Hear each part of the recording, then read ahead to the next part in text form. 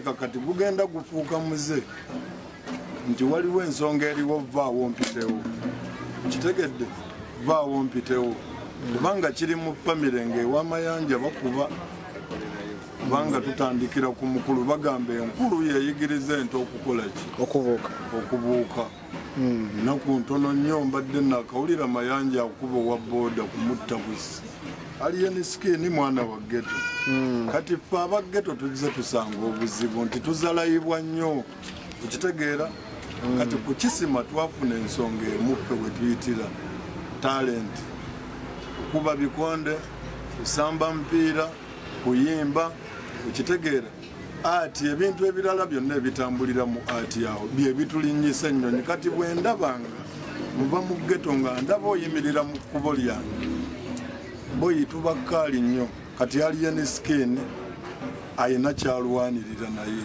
tetwekuuma y'ensonga lwaki tutambula bangi gwe bw'oba ne iti nga bakyalibo bakufata nga baga boyi kyekyo kati aliyeni sikini kyekimu ku kyalwanirira nsinga Pallaso tagenda ne yeetondera aliyeni sikini ku mutyoboolo kwe yamutyobodde ayinza okukwatibwa entandaalo nesinga akakkana n'alaba nti yakoze ensobi ate nawulidde pulezidenti wa manya vice president mu federation okitegeera omukulembeze teyeeyisa bwati kenzo yali badde ayita Pallaso n'amugaasa okoddeko ebbali bwetunoonyereza ekyatuusewo bwe bukulembeze obutuufu bwe tujja okugoberera awo nange enyinza okujja mu federation nga ndaba bitambula nange ngamba bannaye kanjiwagire kampitireyo kompulire bye boogera mu meeting ne kati twesika basirisa kubanga nze nali ndabyeko olunaku lumu twali ne Bobi Wine n'akuba Chali bamuyita kapiteeni Waswa yajja n'aladisi twali mu bbaala naye amasasi kataga tukubire mu mabaala nga tuli mu kudduka n'emmotoka twazirekawo era gye byaggwera nga Bobi Wine yeetondedde kapiteeni Waswa nga mujjanjabye n'omujjanjaba ssente nne nnyingi essaawa zino omwana wa ghetto z'aba tayina kati kyembagamba okulwana kibi tokuba munno mutuule mukaanye mu nsonga ezo ekitegeera baali badde bakola na kolabo si kudda mu kulwana Pallaso yali badde akwata aliyeni sikini n'agamba boyi gwe kikutawaanya kati weetaaga kino simpi eno ye program Kasalabe cha ng'ekutuusibwako abo ba Sanwa Tours and Travel bebeesigika mu kubuukingira tickets wamu ne visas okugenda mu nsi ez'enjawulo kola kago okuva South Africa basange ku 67 Pretoria Road, Kempton Park.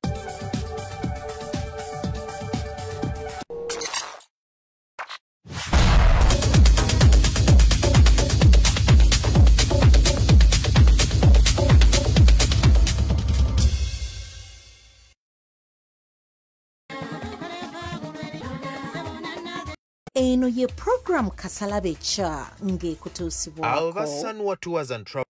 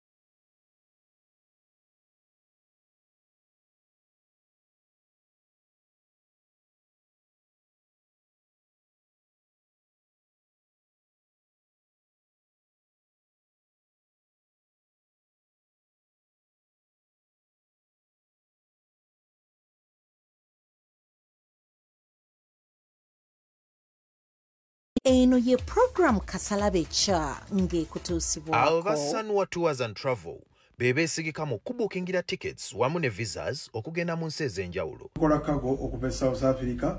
Basange ku 67 Pretoria Road, Kempton Park.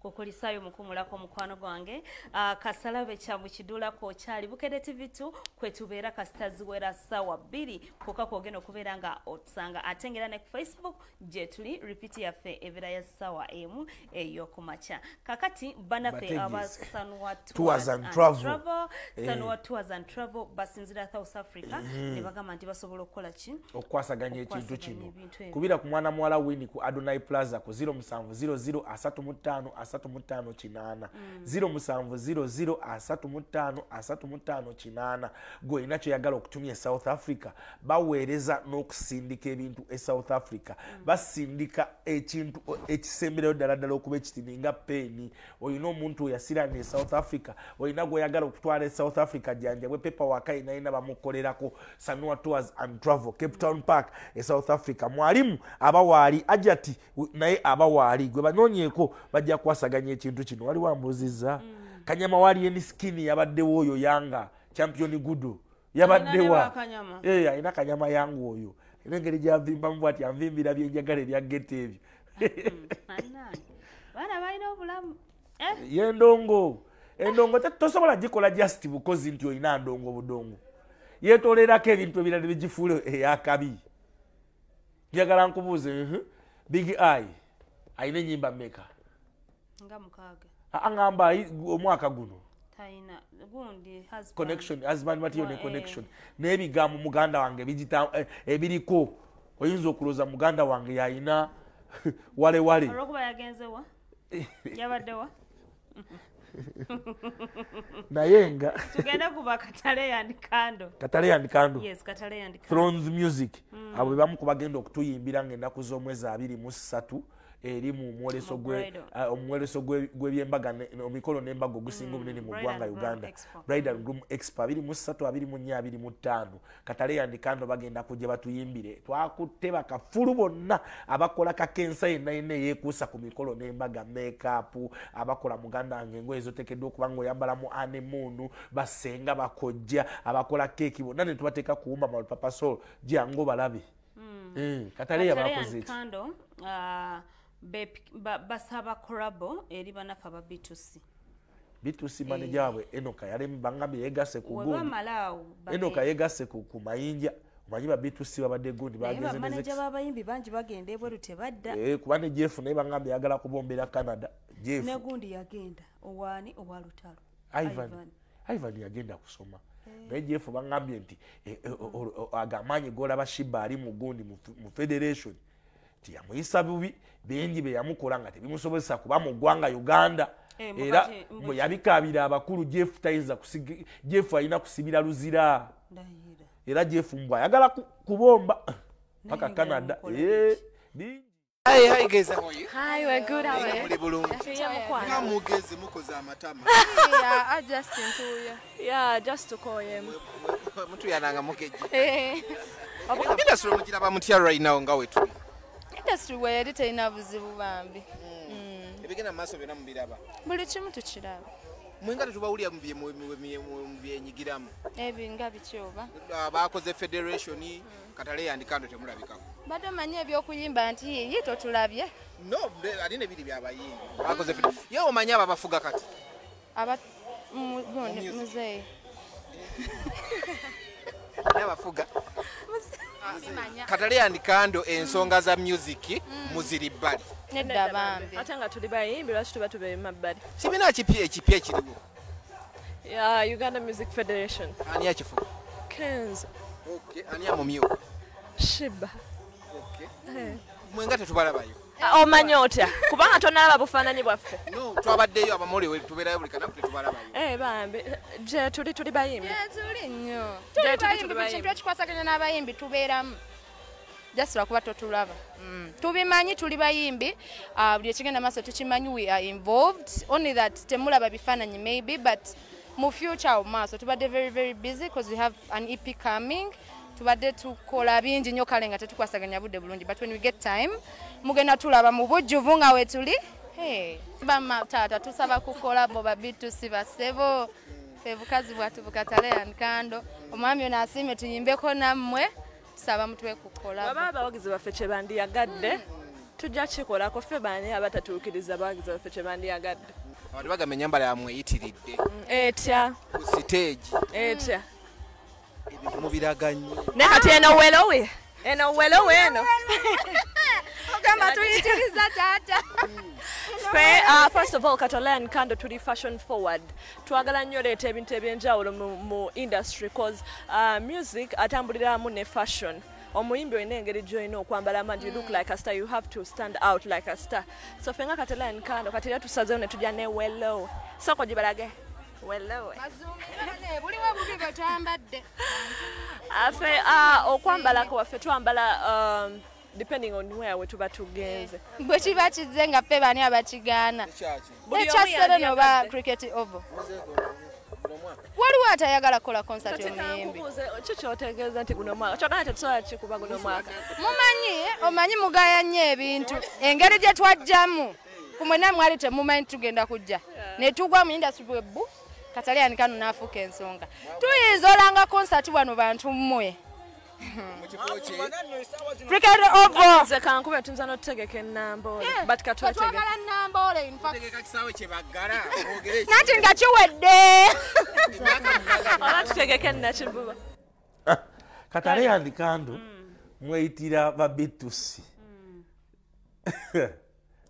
Kiki kati gwe saibo lowoozeza birala. Babitusi nti bakole bukozi kolabo. Nga lwaki. Gendo wabuze kye bakola ku NTV. Omu yawasanayo ssebo ne bakyala mu nkukutu. Omu ku babitusi yawasaayo ne bakyala ne mu nkukutu. Tebali na mu ggwanga, right? Be bakyali bange bonna babuuza ku babitusi and of course Ronald Mayinji yankubuuzaako bangambye twagala nnyo waliwo yambuziza ebibuuzo bingi abalage residence permit abalage bwati ne bwati. Ronald Mayinji yankubuuzaako bakyali bange mwena waliwo DJ Moze ali eyo waliwo omusajja wange bamuyita Jose Joe Blinks oyo wa Purple Party waliwo Richmond oyo wa Gondi wa Afrigo Band bonna batwagala nnyo Mama Africa ngombuzeeko nnyo kakati ng'ovudde eyo America naye ebikujjuko gye biri eyo. Over the weekend waliwo omusajja wange Tony Wright the preacher omusajja wange yava mu ghetto eyo Salama Road Katwe kati ali mu America ziwambaza endongo ya Mukama Katonda agikutte yabadde mu concert namulabye muganda wange ne Feiba Ashaba manyi oli gye wava eri ku Star naye ali eyo Feiba Ashaba kyetaaga Judith omuntu atamanyi gyava tamanyi gyalaga Onzijukizaayo nnyo bwe buzibu. kati ogamba bayibula bo bafu nnyo Nze mmanyiyo. badde kibirige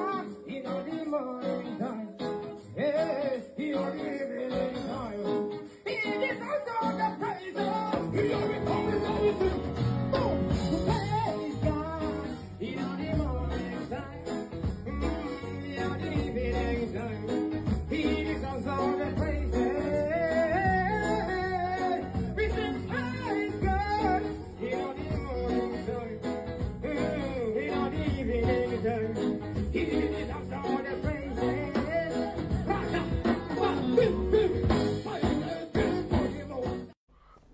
omulabe Tony Ride the preacher mbabuza kabali mu United States gundi gye ali saha akyagenda mu maaso n'okubanga abasumbwasumbwa yabakubye endongo waliwo omusajja nga bamuyita Beko oyo muganda nga yategese ayina naye White Party kapalaga agenda kuyimba White Party eriyoddi White Party Beko eriyoddi Beka musajja wange yalinga wano nga tubonaabona naye Beka mulimira aliyeyo kyali wange CEO Najemba Foundation webale kubanga nawe kwoli ayina show side zeeyo then Canada nayo wetukulosinga Pastor Bugembe gyali babadde ne show nabo Nanduja Jostede Judith Babire Jostede yasanze gundi mutabani wa Misa isemakula naye gwe nga bafaanagana Jostede nga faana mutabani wa Misa kibannaye bayinza okuba baluganda Misa kiyawanise n'agamba DNA yeetaagisa Jostede naye yabadde asa wana balabye ennyindo nga zonna zifaanagana kyokka ate ye primaari gundi oba Thailand primaari Dubai primaari Dubai ne Medimari Dubai yonna gyali ne Medimo naye ali Dubai it is okay Simon omanyawo family bayamukisa dade ali kunyonyi mami ali kunyonyi yes tewali agirinyanga mwavu banda Judith Babiri after a long time abadde tagendanga ku stage kuyimba gundi yamuforcinze okudda ku stage Pastor Bugembe era ku stage yabakubye raga njagala kibanga enserabe Judith Babirye bambi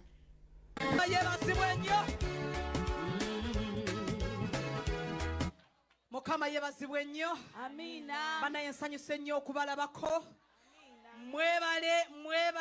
Mwebalire nnyo ddala. Bana yetubeebaza okujja mu concert yaffe esose ya gospel. Mukama bawe nnyo omukisa. Amina. E Uganda twayogeranga mbu time is money. Naye nga tetukitegeera. Naye Canada omuntu bw'akutuulira mu concert abakuwadde hours nnyingi. I want to appreciate you from the bottom of my heart. Organizer waffe Solome. Mukama akuwa omukisa. Buli omu essaawa gy'amaze nga gy'otuwagira bere mu concert eno Mukama. Gikubisemu ebeere ensige ennamu egenda batwala ku ddala eridda mu maaso. Nga bayimba sitarudi nyuma. Nga bagamba tutasonga mbele katika jina la Yesu. Nga bwe bagamba ti Katonda yanzigye Uganda n'ampa visa ya Canada n'obutuuze talimba. Hallelujah! Baleka bagamba ti Katonda talimba. Mulamu bw'enseeno tubonaabona nnyo nnyo watuuka munnange butufuna okoowa buli mwaka w'osaba Mukama abeeko ky'agamba nga naye poteya totunuulira abantu gy'oyiteyo nga bo kale bali bulungi embeera yo weyungula amaziga wakabye n'okoowa oswadde n'okoowa uzzaamu amaanyi mukwano tokoowa yadde embeerayo eyungula amaziga kubanga ebisuubizo bya Mukama bye yasuubiza okutuula byonna biyamina tolowooza Katonda yakutonda n'akuteekawo ku nsi bw'aba yafuuka bize tolowooza ebisuubizo bya Mukama bye yasuubiza okutuula wali bukyali Erinnya Judith Babiri ogamba otya Judith Babiri yafunye n'ebbina gwe tolirabye naye sooka yebaze mukwano gwaffe omukyalo oyo Madamu Solome y'omu ku basinga okuba nga bapromotinga endongo y'abannayuganda mu Canada. Solome muwulira nnyo mukwano gwa Vice Solome oyo mukwano gw'abamawulire bangi Ibura Fifi the Queen. Solome tukubuuzaako nnyo side ze Canada waliwo n'omusajja mulala muyita Yasini Kiraga ne manager Ai gyali eyo manager Ivani gyali eyo badde olisazeeko mama oyagala anyige manager Ivani nkumanyi nkubuuzizzaako kakati sister Charity omumanyi sister Charity mumanyi ow'embalala owa grade sister Charity oyo gwolaba family ye yamugaanako kw'omulasta Rasta Charles n'alemerako si be babagundi Vision Empire oyo Rasta Charles be bamu ku baveterani beyembala tosobola kukola kinihiro nga tebaliiko kakati nayabakubya omuziki okumanya guli gwabadde muziki sister Charity yerabidde nti alina mu biwanvu n'asooka kawansi n'akuba omuziki naye embala kakati eyo sofe embalala ng'ogyeko Reigi waliyo Penny Patra waliwo nono omukyali yali akolera wano Emily Kikazi yes Emily Shine omukiga then waliwo bulogo omu agezaako okuba nga abasumbu wa side z'embala eyo kuba owulira nga bagezaako okuba nga bakola ki bagezaako okuba nga bakomplaininga entalo zeeno neeri zagendayo kuba nga oli blogger oba abantu batandika okuba nga badda ku bayimbi abaabwe ne beekubakuba naye ng'embala eyo endongo gyeri ate abaana bawaguza kale tugenda balekera sister Charity mumwerabireko naye bwebaza naye yagikuba tagizangako yazaako eriwa wayina zayimbyawo grade embalala eyo buli akuba embalala eyo tetazaako Reigi yazaako wazenga zaako naawe ate lukubanga bwolaba mureebe ate gundi omusheshe eyo ya spice tinatini kale oli yakuba empire sharp ayina kyenda kale bali mu ntalo za basi tiende badde tujjako sente eno simanya tetawusi tugenda kuba nga tubalekera sister Charity naye nga nyongera okwebaza nti akadde kamwe kaba kamuwendo bannange tukwatagane onakorencha nze Judith Kawes Simon omunene w'omu kibuga yabadde side eno ate nkya tulina amawulire mangi nnyo nnyini ddala tovaawo mera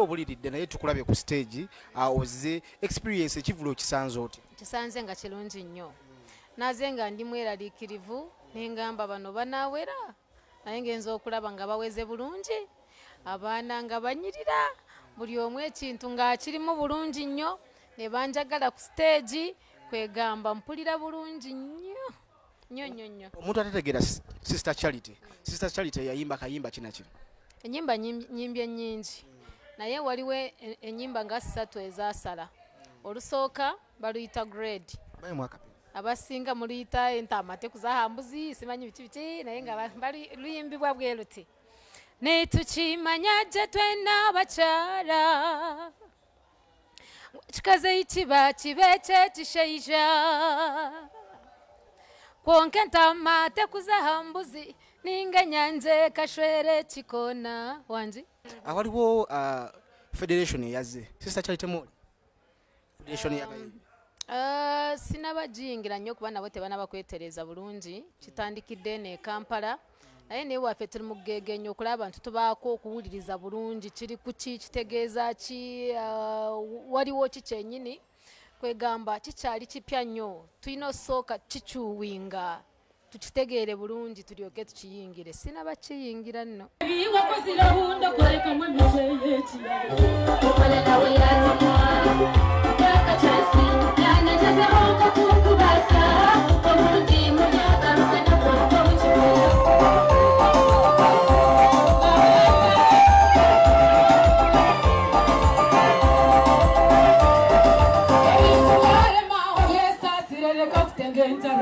eno ye program Kasalabe Cha ng'ekutuusibwako abo ba Sanwa Tours and Travel bebeesigika mu kubuukingira tickets wamu ne visas okugenda mu nsi ez'enjawulo tukola kago okuva e South Africa